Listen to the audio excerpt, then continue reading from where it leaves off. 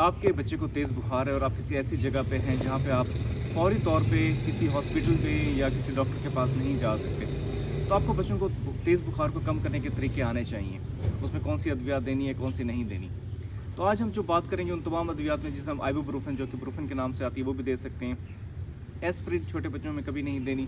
स्पोंजिंग कर सकते हैं, बच्चों के कपड़ों को खुला कर सकते हैं, उनको रेस्ट करवाना होता है। उसके साथ एक मेडिसिन देनी होती है जिसको पैरासीटामोल कहते हैं, जो कि पाकिस्तान में और हमारे खिते में पैनाडोल, कालपोल या फेब्रोल के नाम से आती है। तो उसकी डोज़ यानी कि खुराक आप लोगों को मालूम होनी चाहिए। और जो आज की जो वीडियो है वो इसी टॉपिक पे है कि पैनाडोल, फेब्रोल या कालपोल की डोज़ क्या होती है।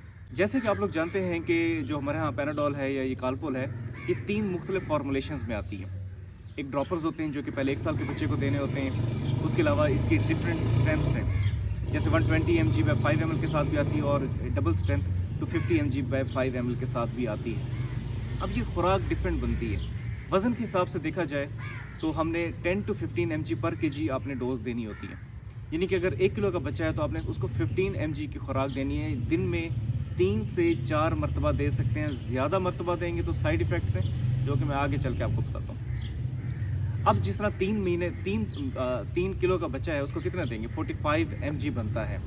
अब मैंने आपको ड्रॉपर का बताया था, ड्रॉपर में 1 ड्रॉपर में कितना होता है, 100 mg होता है। तो 45 mg रफली 50 mg बनता है, यानी कि हाफ ड्रॉपर 3 किलो के बच्चे को आपने हाफ ड्रॉपर देना है। और अगर वो 6 किलो का बनता है तो पूरा 1 ड्रॉपर आप दे सकते हैं। लेकिन अब आप घर में मौजूद हैं, आपके पास 120 mg बाय 5 ml वाला सिरप पड़ा है या 250 mg बाय 5 ml वाला बना है, तो उसमें चम्मच की जो स्ट्रेंथ हम जैसे चम्मच के हिसाब से बताते हैं डिफरेंट हो जाती है।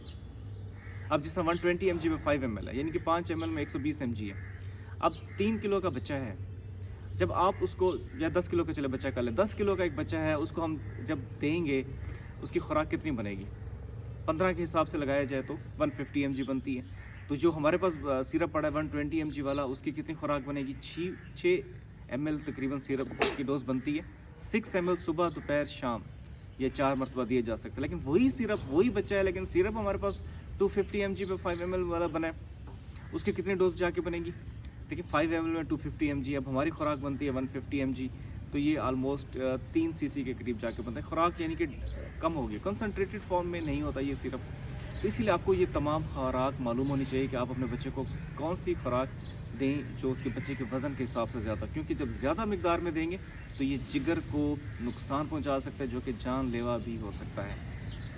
मेरे पे अक्सर ख़वातीन आती हैं, कहती जी हम हर घंटे बाद पैनाडोल या कालपोल को रिपीट कर रहे हैं, लेकिन बच्चे का बुखार नहीं उतर रहा, कोई फ़ायदा नहीं दे रहा होता, उल्टा वो आपके जिगर को नुकसान दे रहा होता है। इसलिए सही डोज़ आप लोगों को मालूम होनी चाहिए। बहुत शुक्रिया।